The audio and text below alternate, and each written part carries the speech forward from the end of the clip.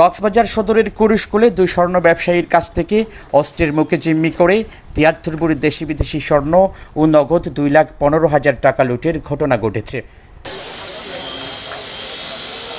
বৃহস্পতিবার দুপুরে কুরুশকুল সফল নদী সড়কের লমাজিপাড়া গ্রামীণ ব্যাংকের সামনে এই লুটের ঘটনা ঘটে।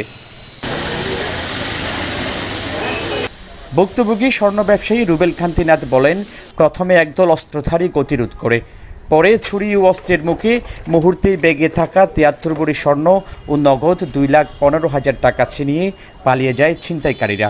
কুরুশকুল এই যে গ্রামীণ ব্যাংক আছে না, গ্রামীণ ব্যাংকের মোড়ের থেকে একদম গ্রামীণ ব্যাংকের গেটের সামনাসামনি এই ঘটনাটা ঘটেছে।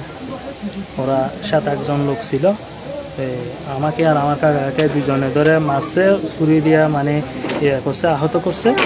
আর একজনের হাতে হয়তো অস্ত্র দেখেছিলাম একটু করে, এই এতটুকুই।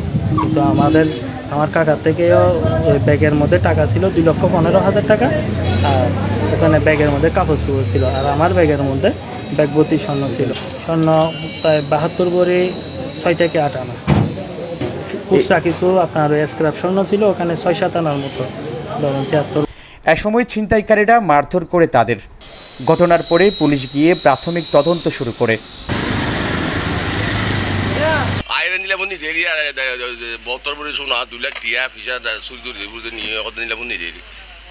মানে হাজগত তরানো গিয়ে তখন কালে কি আর পরে যায় এর বাঁধি গর কি গর তো না এর একজন হতে না কেড়ে কি হইয়ে তখন কালে মানে সমস্যা। ভুক্তভোগী স্বর্ণ ব্যবসায়ী রুবেল কান্তি প্রায় ৫ বছর ধরে কক্সবাজারের বিভিন্ন স্বর্ণের দোকানে পাইকারি দেশি বিদেশি স্বর্ণ সরবরাহ করে আসছেন। তারেক হায়দার, প্রবাল নিউজ, কক্সবাজার।